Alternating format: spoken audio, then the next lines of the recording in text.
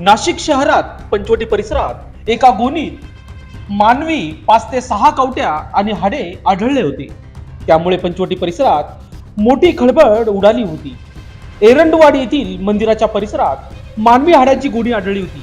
ही मानवी कवट्या आणि हाडे असलेली गोणी पंचवटी पोलिसांनी ताब्यात घेतली। या कवट्या आणि हाडे अघोरी विद्या करण्यासाठी आणले असल्याचा पोलिसांना संशय होता।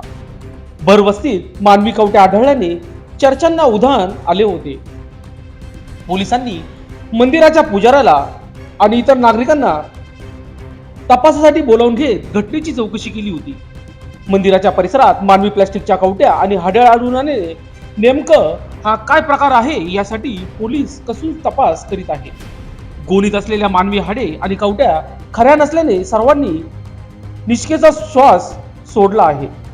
पंचवटी पोलिसांनी सखोल तपास करत मानवी हाडे आणि कवट्या प्लास्टिकच्या असल्याचं समोर आलं होतं, परंतु या मागील सूत्रधार कोण हा प्रश्न मात्र गुलदस्त्यात आहे।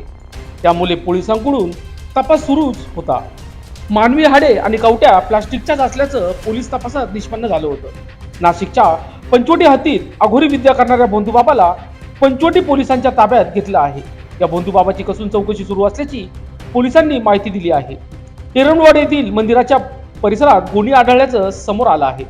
दरम्यान या प्रसंगी लोकशास्त्र न्यूजशी बोलताना वरिष्ठ पोलीस निरीक्षक यांनी अधिक माहिती दिली। बघूयात सविस्तर। दिनांक 14/6/24 रोजी पंचवटी पोलिसांच्या गुन्हे शोध पथकाने एरंडवाडी येथील कालिका माता मंदिर आहे तिथे एका इसमास ताब्यात घेतलेले आहे। त्याच्याकडून काही मानवी कवट्या टाईप जे असतात त्याच्याकडून ताब्यात घेतले। त्याला हळदी कुंकू लावलेलं किंवा असं लाल रंग लावलेल्या होत्या। पहिला मी क्लिअर करतो की त्यात कोणते हाडे नाही आहेत, फक्त मानवी कवट्या टाईप ते बनवलेले आहेत आणि ते सकृतदर्शनी आम्हाला ते प्लॅस्टिकचं आहेत, प्लॅस्टिकपासून बनवलेत असे निदर्शनं झाले आहेत।